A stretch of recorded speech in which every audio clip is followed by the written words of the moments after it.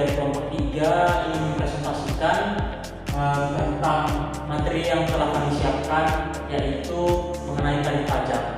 Di sini kami dari kelompok 3 izin memperkenalkan dulu siapa saja anggota kelompoknya. Yang pertama saya sendiri, Randy Dudito sendiri dengan NIM akhir 028. Lalu pun ada Samuel Alina Nabi 10 dengan NIM akhir 029, dan juga yang terakhir itu ada Dharma Wahyudi dengan NIM akhir 231. Oke, poin pembahasannya sendiri itu ada 10. Yang pertama itu ada definisi tarif pajak, ada dasar hukumnya, fungsi dan tujuan, jenis tarif pajak, tarif progresif, tarif proporsional, tarif tetap, tarif degresif, tarif pajak Indonesia, dan juga kesimpulan. Yang pertama ada tarif. Definisi tarif pajak. Tarif pajak adalah besaran persentase atau jumlah nominal ataupun rupiah yang digunakan sebagai dasar untuk mengenakan pajak atau suatu objek pajak kepada wajib pajak guna menentukan besarnya pajak yang terima. Terutama.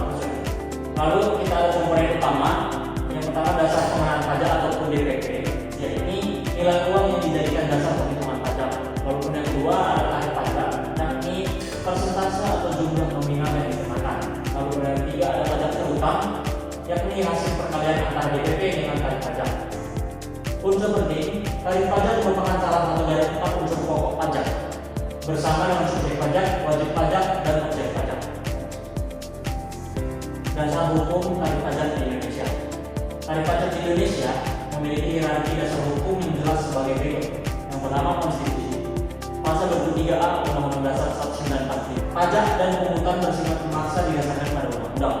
Lalu yang dasar utamanya Undang-Undang Nomor 6 Tahun 1983. STDD UU Nomor 7 Tahun 2021 tentang KUP, Ketentuan Umum dan Tata Cara Perpajakan. Undang-Undang Nomor 36 Tahun 2008 tentang PPh, Pengaturan Tarif Pajak Penghasilan. Undang-Undang Nomor 42 Tahun 2009 tentang PPN, Pengaturan Tarif Pajak Pertama Penghasilan. Lalu ada Omnibus Law, yakni Undang-Undang Nomor 11 Tahun 2020 tentang Cipta Kerja, Klaster Perpajakan yang memuat KUP, PPh dan PPN. Lalu reformasi terbaru Undang-Undang Nomor 7 Tahun 2021 tentang HPP, ya, ataupun harmonisasi peraturan perpajakan penyesuaian berbagai ketentuan perpajakan. Lalu ada fungsi dan tujuan tarif pajak. Fungsinya yang pertama adalah fungsi budgeter ataupun anggaran sebagai instrumen menghimpun pendapatan negara untuk membiayai belanja publik atau APBN. Lalu yang kedua ada fungsi reguler ataupun makro sebagai kebijakan untuk mendorong atau menghambat aktivitas ekonomi tertentu. Tujuannya pertama adalah mewujudkan keadilan horizontal ataupun sama rata untuk kondisi setara. Walaupun yang kedua mewujudkan keadilan vertikal yang berbeda sesuai kemampuan daya. Lalu yang ketiga menciptakan keseimbangan sosial untuk kesejahteraan masyarakat. Lalu selanjutnya akan dipresentasikan.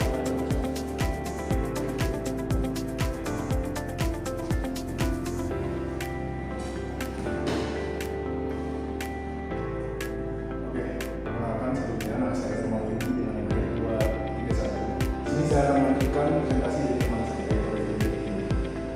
di sini di tarif pajak.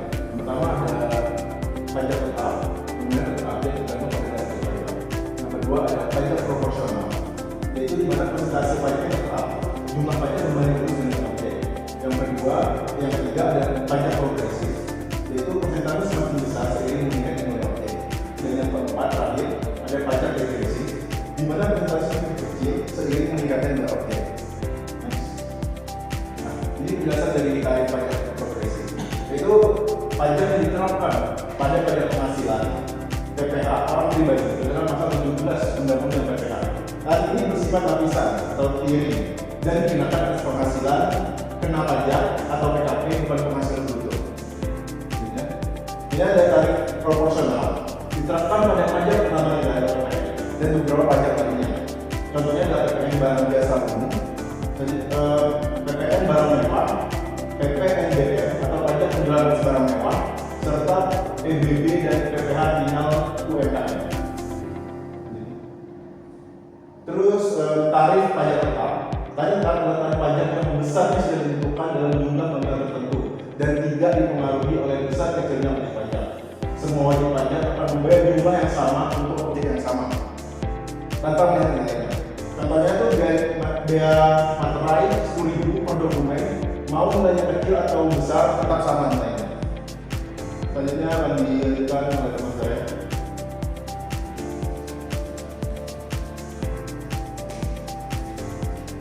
Baik, perkenalkan saya Samuel Adinan anak Kutu dengan NIM 39. Selanjutnya akan melanjutkan penjelasan dari teman saya. Yang selanjutnya adalah tarif regresif. Tarif regresif adalah tarif yang merupakan kebalikan dari tarif progresif, yaitu persentase pajak justru menurun ketika jumlah objek pajak semakin meningkat. Semakin besar yang dikenakan pada pajak, semakin kecil persentase yang harus dibayar. Sistem ini jarang digunakan dalam praktik perpajakan modern karena dinilai kurang mencerminkan keadilan, terutama bagi wajib pajak dengan kemampuan ekonomi yang lebih rendah. Selanjutnya adalah tarif pajak yang berlaku di Indonesia. Yang pertama adalah pajak penghasilan atau PPh orang pribadi. Menggunakan tarif progresif, semakin besar penghasilannya semakin besar tarifnya. Dan untuk penghasilan yang berkisar sampai 60 juta akan dikenakan PPN 5%, dan untuk yang sampai 60 juta sampai 250 juta akan dikenakan 15%, 250 juta sampai 500 juta akan dikenakan 25%, dan 500 juta sampai 5 miliar akan dikenakan 30%, serta di atas 5 miliar akan dikenakan 35%. Selanjutnya adalah pajak penghasilan badan. Menggunakan tarif umum yaitu 22% dan dalam pengenaan pajak bisa lebih rendah untuk UMKM atau perusahaan tertentu sesuai ketentuan. Selanjutnya adalah pajak potongan nilai atau PPN. Tarif umum adalah 11%, dapat berubah antara 5% sampai 15% sesuai kebijakan pemerintah. Selanjutnya pajak penjualan atas barang mewah atau PPNBM. Tarif bervariasi sehingga bisa dari 10% hingga 20% dan dikenakan pada barang mewah seperti mobil mewah, perhiasan dan lain-lain. Selanjutnya pajak bumi bangunan. Tarif maksimalnya adalah 0,3% dari NJOP atau nilai jual objek pajak. Selanjutnya adalah bea materai, yaitu tarif tetap sebesar 10.000. Selanjutnya kesimpulan, tarif pajak adalah komponen dalam sistem perpajakan yang menentukan besarnya pajak yang harus dibayar. Jenis tarif yang berbeda digunakan untuk tujuan yang berbeda seperti keadilan sosial, pengaturan ekonomi, dan penerimaan negara. Baik.